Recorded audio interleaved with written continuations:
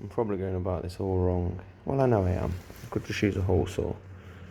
But I need to attach that to that, and I need a 70mm hole for that. So I'm going to attempt to just hold this down and let the CNC do the work. Just because I can't find my hole saw. Jigsaw will rattle too much, and well, let's have some fun. So I was tempted to use a laser, but I don't know what the plastic's made out of, and it's probably actually harder for me to set up. So I'm going to go for this. Let's see what happens. I'm going to hold it, and I positioned, there's a little injection mould dot right in the middle of the lid. So I positioned the router bit right in the middle of that. Let's go.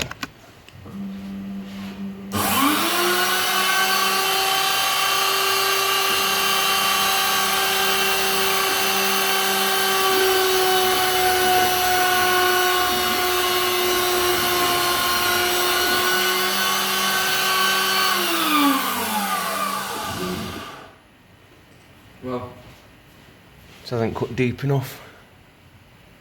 I didn't know what depth to do it, so I didn't know how much pressure to put against it, so let's try again.